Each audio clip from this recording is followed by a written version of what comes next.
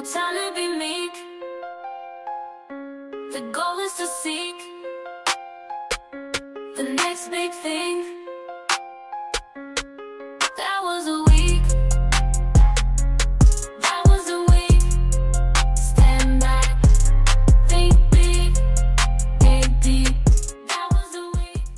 Hello, everybody. The last day of June, a Sunday, June the 30th, 2024. Not a day that we normally do. That was the week, our summary of tech news, but it's a special Sunday, at least according to Keith Tier, who's my partner in the tech roundup of the week. I'm quoting Keith's editorial this week. It's Sunday, 2 days later than I usually send this out. Two excuses. I was in recovery from PTSD after the quote-unquote debate. And then I almost had a relapse watching England in the Euro last 16 game against Slovakia. I'm unsure of my mental state now. We won 2-1, we, I guess, being England, in extra time. But the other more important quote-unquote game is still decided. And that game, Keith, is AI, right? Correct. It's a big game as well. Well, your England team, they should be really proud of themselves. They beat Slovakia. That's quite an achievement, isn't it? Well, given that they were losing 1-0 until the 94th minute, I think I'm going to ignore your implied joke and say, yes, it is an achievement. And it was a great bicycle kick from Bellingham. I always want to call him Sheringham. Sheringham played for both Manchester United and Tottenham. I have to admit, I'm a former Englishman when it comes to football, but you've clearly clung to your identity, Keith. I'm surprised that you've been living in Palo Alto for so long and you haven't emancipated yourself of this tribalism. You're the most internationalist fellow I know. How can you still care about how England does in football? It's ironic, isn't it? I tell my Argentinian friends that I'll agree with them that Las Malvinas Argentinas, but when it comes to soccer, I'll spill every last bit of blood to try to beat them. Well, the other thing you brought up before we get to tech and AI is the debate. What did you make of that? Was it a debate or a debacle?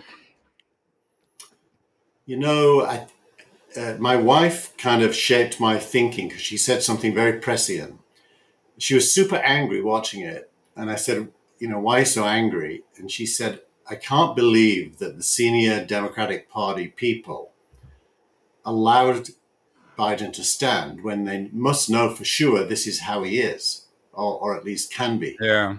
And so you've just got to wonder who's running the Democratic Party and how are decisions made, because this seems like, even from the point of view of the Biden family, setting him up for that is terrible. I mean, yeah, and actually, not that I'm a particularly big fan of Trump, but it definitely gives their argument that the country is run by these unaccountable elites some credibility. Yeah, well, clearly having the most powerful blah blah country in the world being run by a man who can barely put a sentence together, who wouldn't be out of place in an old age home is embarrassing. It's super embarrassing. And, you know, our normal narrative on this show, I try to persuade you that America's in relative decline. If you ever needed evidence, it's a country that has these two as candidates. What's worse, Keith, the English football team or Joe Biden? I say the English football team and the American establishment in general.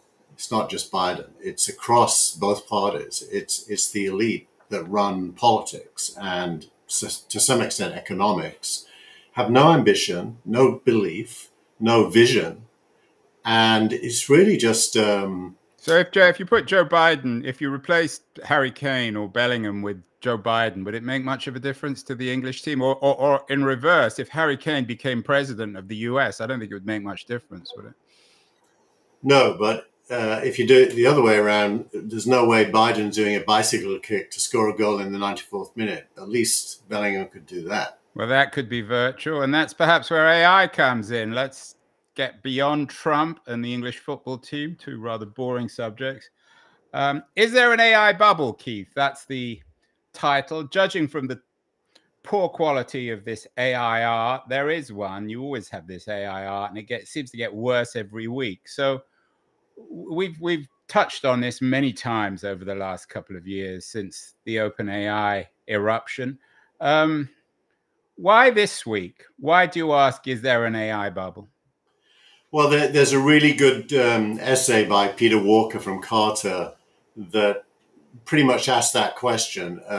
Carta is the company that manages the share tables for a lot of private companies. I mean, a real lot of private companies, tens of thousands.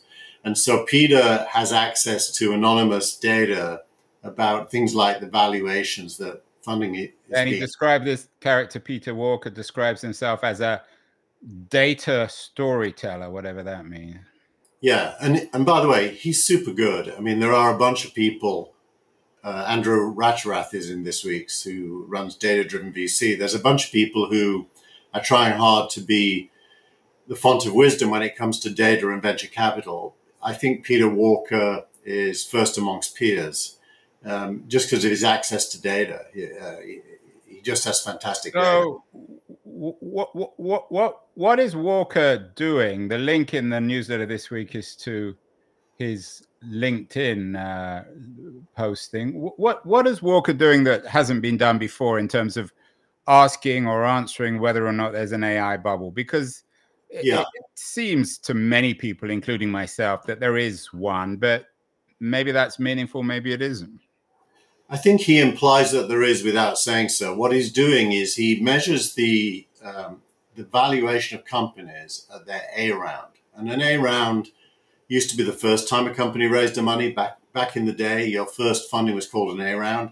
These days, an A round is usually about the third time a company has raised money. And the valuation ranges, he breaks them down into percentiles, that is to say clusters, if you will. And the 50th percentile, companies are valued at around $40 million, 44, I think it is. And at the 95th percentile, they're valued over $200 million. So that's the spread between the middle and the highest. And he says that's the widest spread ever. He looks back in history 5 years. That's what he's got data for. And says even in the crazy 2021 period and 2022, it wasn't as wide as this. So what number there is significant? The ceiling or the floor? The ceiling. The fact, that's what, 200. So the average, so that at the high end, the average Series A is 200 million valuation. And for him, how does that compare historically? Historically, you can see it in the chart. I don't know if you have it, but in the chart, you'll see there's a range. If you scroll down, you're not showing a browser, are you? So you can't. No, but it's in the newsletter. Yeah, it's in the newsletter. Basically, the range is usually far narrower, firstly. The gap between 44 and 200 is very big. Normally, it's more likely between 30 and 60, something like that. And why is the gap so wide? Because there's a small number of companies at the high end raising huge sums. And the implication is those are mainly AI companies. And that tells you that insofar as there are high valuations, and there are the highest ever, so this correction doesn't exist in the 95th percentile. But also for AI, and we've talked about this before, to be an AI company, especially one like Perplexity or one of these other more ambitious companies, and Anthropic, you have to be valued in the billions to even begin to play in this space. So why does that suggest there's a bubble? Well, so let's come back to the bubble question, because I don't think there is a bubble in some ways as well. But I do think the facts are important. Remember, these are Series A's. So companies like Perplexity and the names that everyone would be familiar with, they're already doing Series B, C, and D's. Right.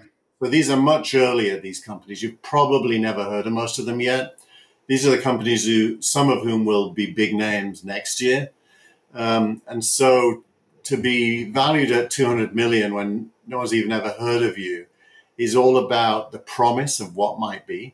And we know that those are the kind of companies that are founded by entrepreneurs with track records. So it's not just a couple of kids in a garage somewhere who are being valued at 200 million, is it? There'll be some of those, Andrew. I mean, I'm not so cynical that the value doesn't still back outliers. I think it does. So there will be some of those. But yeah, you're right. A lot of them will be second or third time entrepreneurs as well, who are known quantities. And does this reflect competition amongst VCs? The reason why we have a ceiling at 200 million valuation for Series A is because there's a feeding frenzy amongst VCs. You could call it a feeding frenzy, but I mean, the normal way to talk about it would be to acknowledge that some of these companies are going to be worth at least billions, if not more. So what they're really doing is competing to own equity in possible future outbreaks. And there's a price of entry set by everyone. And if you're not prepared to pay the price or don't have the capital to pay the price, you're not going to end up owning that company's equity. So yes, in a way, you're right. On the other hand, what else could they do in a competitive? One of the things you've always educated me on, Keith, when it comes, because you really have become an expert in this area, is if there's a lot of cash around, the fact that you're valuing Series A's at a high point at 200 million over 150 or 100 million doesn't really matter, does it? What matters more is what percentage of a company you own. If you know, it's a lot better to own 20% than 10, and it's a lot better to own 10 than 2. So Y Combinator, for example, always owns 7% initially, which is a small number. So, you know, some of the more aggressive early stage investors like to target 15 to 20% ownership. So the minute you're getting raising 200 million, you're almost a unicorn right there, by the way. If you're raising 200 million, you're probably a unicorn. Well, a unicorn on paper, we've had this conversation. So all unicorns are on paper. There is no such thing as a unicorn not on paper. So OpenAI is a unicorn as well, but we know it's more than on paper. It actually is worth more than $1 billion, even if they haven't gone public. They've got enough revenue to suggest that they're worth 20 to 30 billion. Yeah. At least you've suggested more. So there are other articles along with the Peter Walker piece. MG Seigler made his name at TechCrunch. He was hired by Mike Arrington. You note that in your editorial. What does he writes about the Surface laptop review, Microsoft's new product? What's this got to do with AI and the bubble?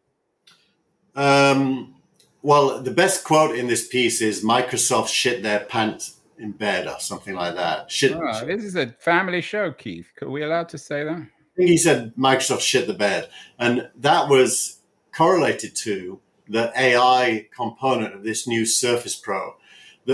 Just to give people who don't know context, the Surface Pro is that Microsoft laptop with a kind of a cloth keyboard that folds up, or you can take it off and use it as a tablet as well. It looks very nice, but it has been an underperformer in terms of compared to Apple. To put it politely. This new one apparently gets close to being as good as an Apple M1, and it does it using a new chip from Qualcomm called Snapdragon. I forget the number, but it's the most recent in the Snapdragon family. And it's got a separate processor for neural networks, just like Apple does, and so on. So the reputation of this new one is it's caught up with Apple. And then what Seigler does, he explains how it really hasn't, because Microsoft don't have the confidence to ship the AI software that would make it, you know, interesting, which is called Copilot. Nor does Apple, really, does it? I mean, they don't either. And in fact, both of them are running scared of regulation, either in Europe or here. Understandably, given how vulnerable they are.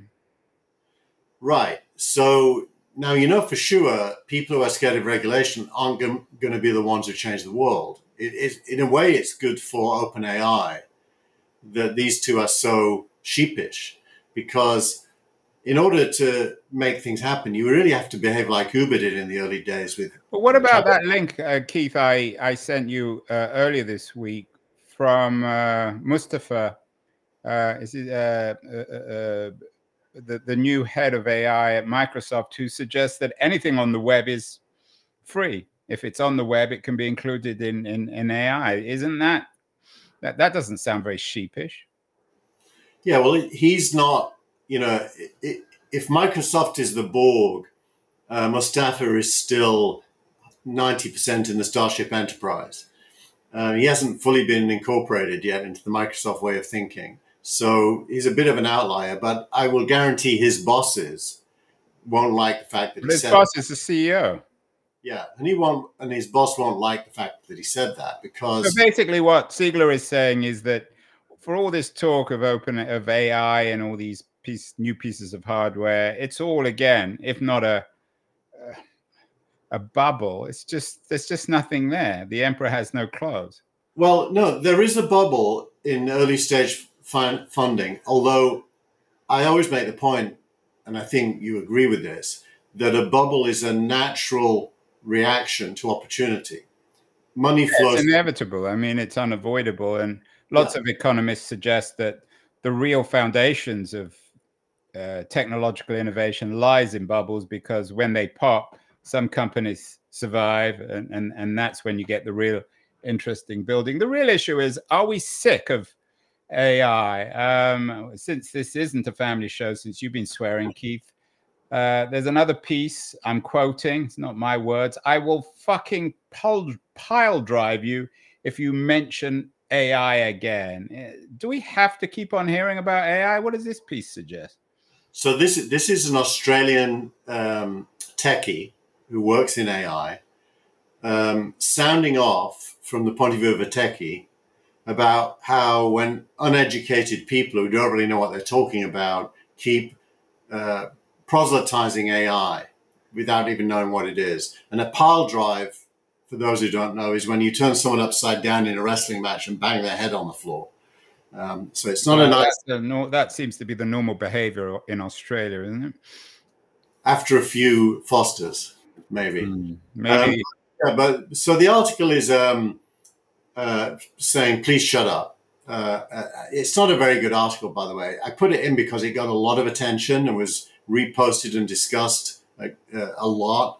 So I put it in just so my readers are aware that it exists. It's not really very intelligent. It's just sounding off. It is a bit boring. But on the other hand, these questions keep on coming up. As one piece you linked to from Wired, which is a credible magazine, Perplexity is a bullshit machine. You've always spoken up Perplexity. It's the most credible AI search engine. Is Perplexity just scraping the web? Is it a bullshit machine? This goes along with the second article about is there such a thing as an AI search engine? I can't remember the exact title. What, if anything, is AI search good for, by Adam Clark Estes in Vox. I tend to agree. I mean, search for me is quite adequate. I don't need AI. And anyway, even Google AI, even Google search is built on a kind of AI. AI is this word we use for large language models. It's kind of almost become reduced down to large language models. And large language models are really no good for search. They're not. They're pretty good for knowledge, as long as you're aware that they sometimes hallucinate and you're critical enough to read what's said and think about it. They're really, really good at knowledge. They're actually good at stopping you searching. So if you try to apply large language models to search, it probably isn't going to work. And the Wired story is exposing the fact that Perplexity actually isn't really applying AI to search. What it's actually doing, in the words of Wired, is plagiarizing articles by quote Wired, surreptitiously, or maybe not so surreptitiously, stealing content. Scraping and stealing. Now, you need to have a nuanced discussion about this, because Google's index is built from crawling the web and indexing every single word. So that is a form of scraping, and it indexes the scraping. Are you suggesting that Google is a big thief, Keith? I'm going to report you to my wife. Well, Google is both a thief and a utility at the same time, because it has enough users that the traffic it sends back to you is worth giving it access to your content. Google is much less vulnerable in court than Perplexity, which is clearly stealing content to add to its I don't know. That goes back to Mustafa's point, which is it really stealing if what it's actually doing is indexing and then feeding it back in a search context, by the way, and linking to you? What is there really any difference between Bing, Google, and Perplexity? Perplexity's got a nice user interface. It does actually plug in ChatGPT and other ones into the interface, so there's more choice into how to deal with the results. But at the level of how does it get its data and what does it do with it, surely plagiarizing is better than obfuscating.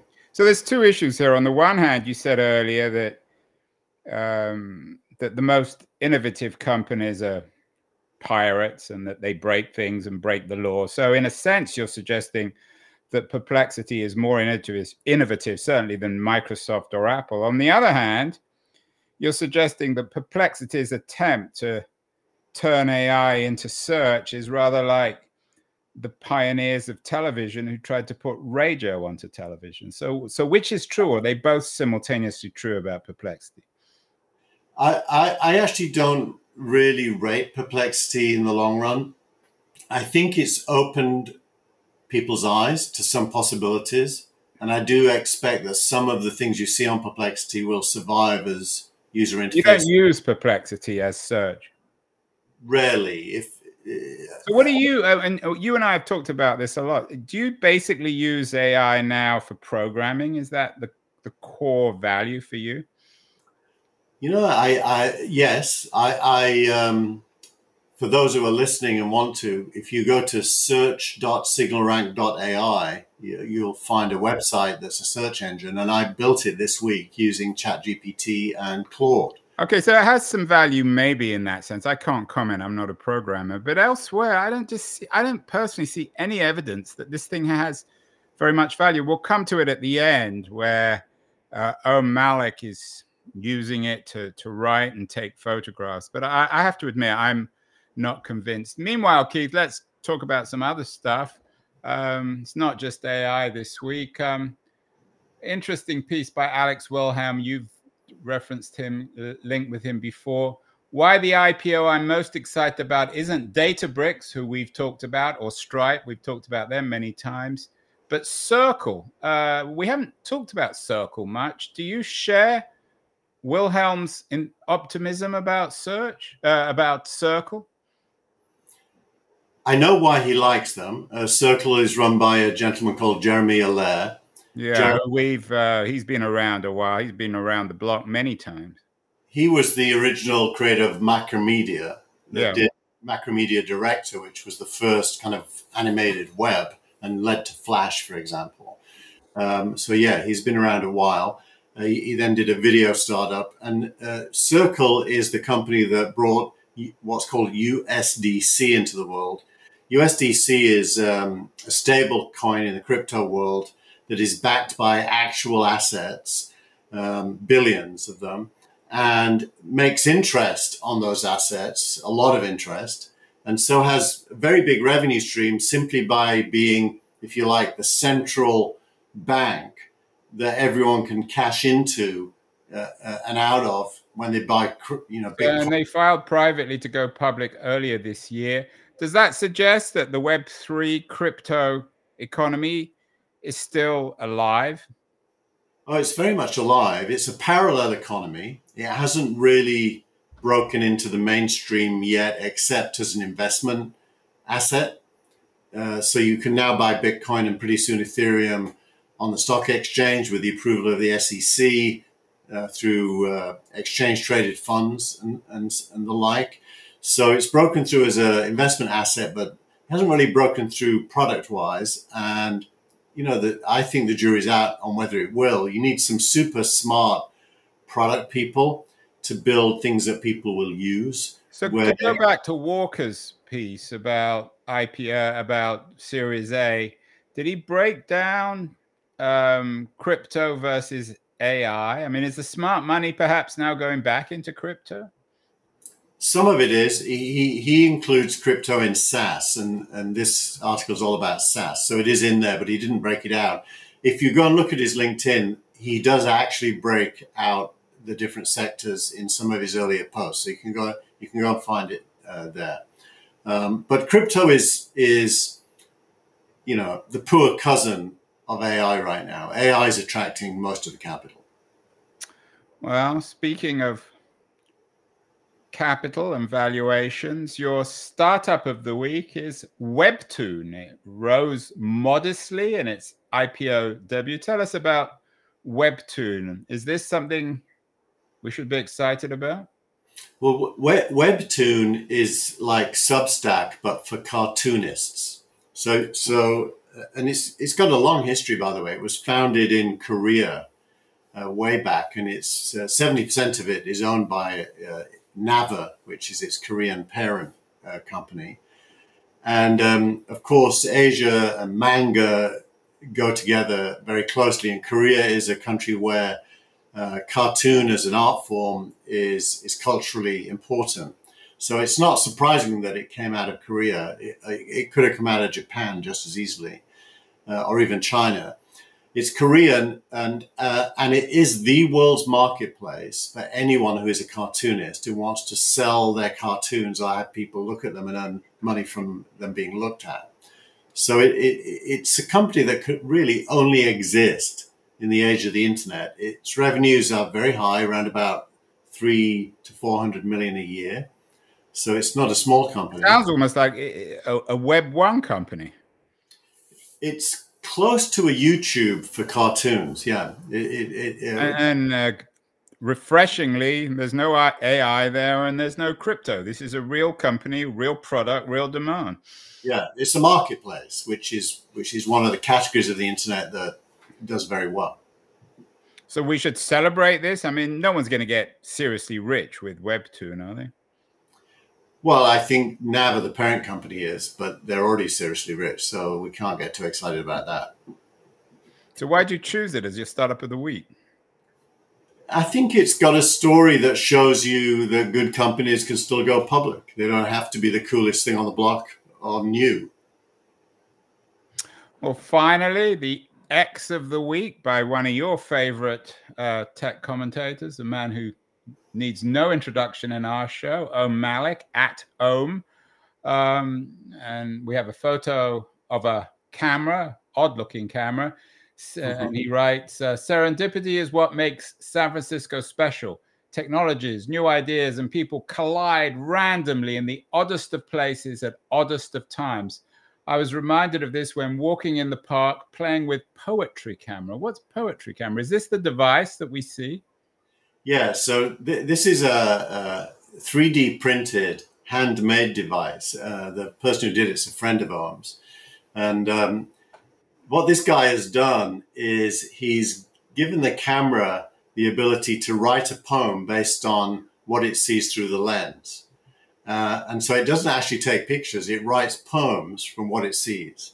So hence the Poetry Camera. And it prints them out. It's got a little printer inside, like, a till receipt. So it's completely weird. But I thought it was really interesting just because the imagination puts things together that no product team would ever come up with. Well, though, Canon's been talking and the other large camera manufacturers have been promising, threatening to put AI into their products. Is this the kind of way in which AI, and we've used that word carefully, could be included in hardware from Canon or Sony?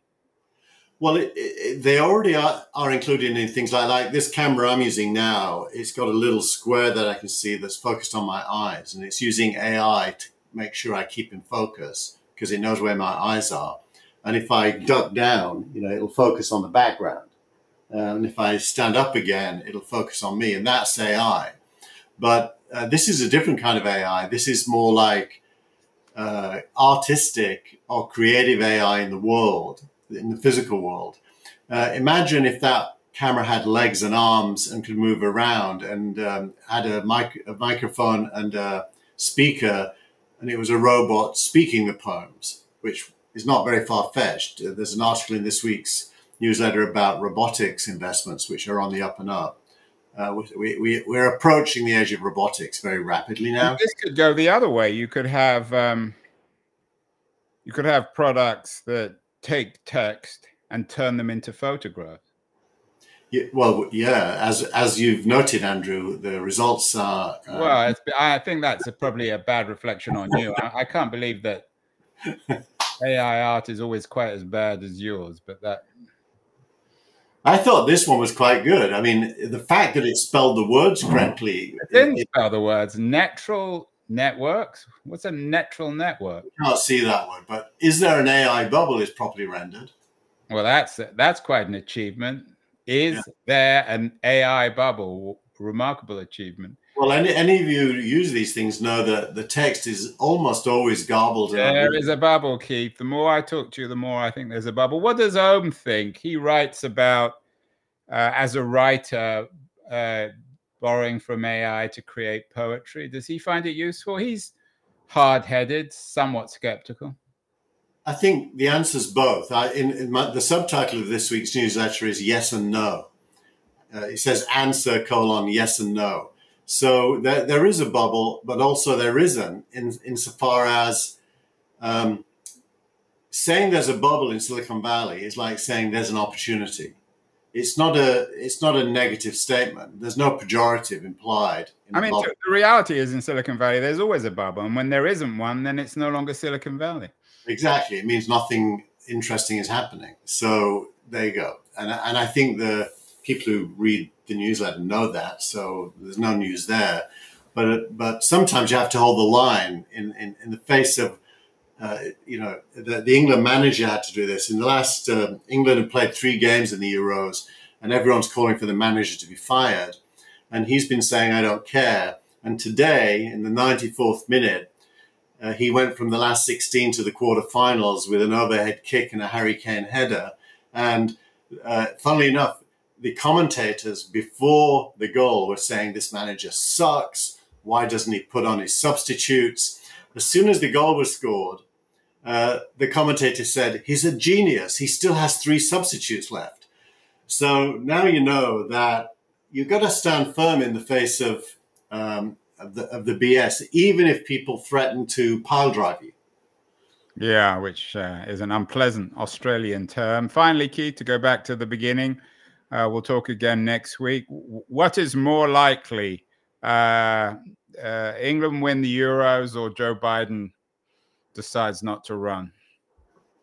Ooh, I think England winning the Euros is more likely. I don't believe Joe Biden has it in him to decide not to run, and I don't believe the Democratic Party has it in them to persuade him not to run.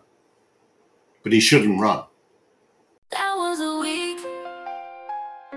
No time to be meek. The goal is to seek the next big thing.